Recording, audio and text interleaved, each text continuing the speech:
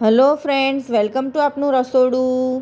આજે અમે તમારા માટે લઈને આવ્યા છીએ શિવરાત્રિમાં કોઈ પણ વ્રત કે ઉપવાસમાં અથવા તો એમનેમ ખાઈ શકાય એવી શક્કરિયામાંથી બનતી ફરાળી કટલેસની રીત।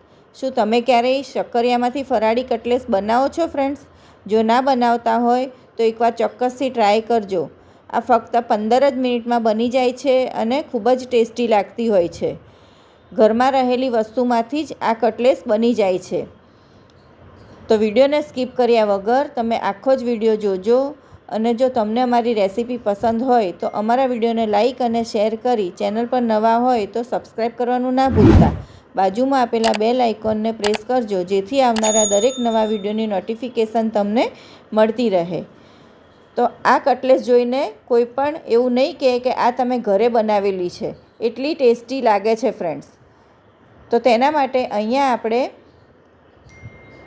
6 થી 7 ચમચી સાબુદાણા લઈ લેવાના છે। સાબુદાણાને પલાળવાના કે ધોવાના નથી, એમનેમ જ લેવાના છે। અને એટલા જ માપના શેકેલા સિંગદાણાનો ભૂકો લઈશું। 3 થી 4 તીખા લીલા મરચાં અમે અહીંયા આ રીતે ઝીણા ઝીણા ક્રશ કરી લીધા છે। કોથમીર લેવાની છે ધોઈને સમારેલી। તમે તીખાશનું પ્રમાણ તમે તમારા ટેસ્ટ પ્રમાણે રાખી શકો છો, વધારે કે ઓછું। હવે સાબુદાણાને મિક્સચરમાં ક્રશ કરી લેવાના છે। આ રીતના સોજી જેવું ટેક્સચર આવે એ રીતે આપણે તેને ક્રશ કરીશું। સાબુદાણાને ધોવાના પણ નથી અને પલાળવાના પણ નથી, ડાયરેક્ટ મિક્સચરમાં ક્રશ કરી લઈશું એટલે તેનો આ રીતનો પાવડર થઈ જશે। પાવડર આશરે 5 થી 6 ચમચી હશે। અડધી ચમચી મરી પાવડર, અડધી ચમચી શેકેલા જીરાનો પાવડર અને અડધા લીંબુનો રસ લઈશું। અહીંયા 2 નંગ શક્કરિયા અને 1 નંગ બટેટાને અમે વરાળે બાફી લીધું છે। શક્કરિયા અને બટેટાને વરાળે કઈ રીતે બાફવા એ અમે તમને પહેલાં બતાવેલું જ છે। આ કટલેસ તમે એકલા શક્કરિયામાંથી પણ બનાવી શકો છો અને એકલા બટેટામાંથી પણ બનાવી શકો છો। અમે બંને વસ્તુ મિક્સ લીધી છે। જે લોકો બટેટા ના ખાતા હોય એ લોકો આ કટલેસ શક્કરિયામાંથી બનાવીને પણ ખાઈ શકે છે। તેની અંદર સ્વાદ અનુસાર સિંધવ મીઠું નાખીશું અને ક્રશ કરેલા સાબુદાણા, ક્રશ કરેલા શેકેલા સિંગદાણાને મિક્સચર ચાલુ બંધ કરી અને ક્રશ કરવાના એટલે તેમાંથી તેલ ના છૂટી જાય। મરી પાવડર, જીરું પાવડર, લીલા મરચાં, લીંબુનો રસ, અહીંયા અમે અડધા લીંબુનો રસ લીધો છે। કોથમીર લઈશું ધોઈને સમારેલી।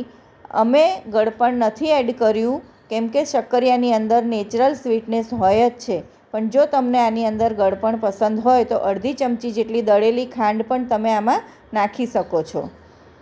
બધું બરાબર મિક્સ કરી દેવાનું અને આ રીતે લોટ જેવું ટેક્સચર આવી જાય એવું આપણે કરી દઈશું। સાબુદાણા ક્રશ કરીને નાખ્યા છે એટલે તેમાં સરસ રીતે બાઇન્ડિંગ આવી જશે, બિલકુલ તકલીફ નહીં પડે। હવે આ રીતનું કટલેસનું મોલ્ડ આવે છે તેનાથી આપણે કટલેસ બનાવી લઈશું। જો તમારી પાસે આવું કટલેસનું મોલ્ડ ના હોય તો તમે હાથેથી ગોળ ગોળ ટિક્કી પણ બનાવી શકો છો આમાંથી, અથવા તો તમને જે શેપ ગમે એ શેપ તમે આમાંથી બનાવી શકો છો। આ રીતે કટલેસના મોલ્ડમાં આપણે ભરી અને તેની બધી જ કટલેસ બનાવી લઈશું। ફ્રેન્ડ્સ, આના પહેલાં પણ અમે સાબુદાણાના પાપડ કુકરમાં કઈ રીતે બનાવવા તેની રીત મૂકેલી છે। શક્કરિયાની ઘણી બધી ફરાળી વાનગીઓ મૂકેલી છે તો તેની લિંક હું ડિસ્ક્રિપ્શન બોક્સમાં આપી દઈશ। શક્કરિયાની પેટીસ, શક્કરિયાની ટિક્કી એ બધું જ તમે બનાવી શકો છો અને ખૂબ જ ટેસ્ટી લાગતું હોય છે। આ રીતે બધી જ કટલેસ આપણે તૈયાર કરી લઈશું। બીજી બાજુ તેલ પણ ગરમ કરવા મૂકી દઈશું।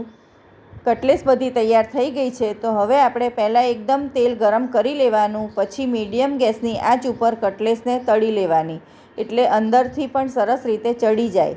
પહેલાં કટલેસને ફેરવવાની ઉતાવળ નહીં કરવાની, એક બાજુ થોડી ચડી જાય પછી જ આપણે તેને ફેરવીશું એટલે તૂટી ના જાય। આ કટલેસ તમે જોઈ શકો છો બિલકુલ તેલમાં છૂટી પણ નથી પડતી। તો સાબુદાણાને પલાળવાની કોઈ ઝંઝટ વગર ફટાફટ ફક્ત 10 કે 15 જ મિનિટમાં તમે આ કટલેસ બનાવી શકો છો। જો શક્કરિયા અને બટેટા બાફેલા હોય તો આ કટલેસ બનતા બિલકુલ વાર નથી લાગતી। બહારથી જે તમે ભેળસેળવાળું અને એકના એક તેલમાં તળેલું ફરાળ તૈયાર લાવો એના કરતાં તમે આ રીતે ઘરે બનાવી અને ખાઈ શકો છો કોઈપણ વ્રત કે ઉપવાસમાં. આ હેલ્ધી પણ છે અને ટેસ્ટી પણ છે અને ચોખ્ખું તો ખરું જ ઘરે બનાવેલું હોવાથી.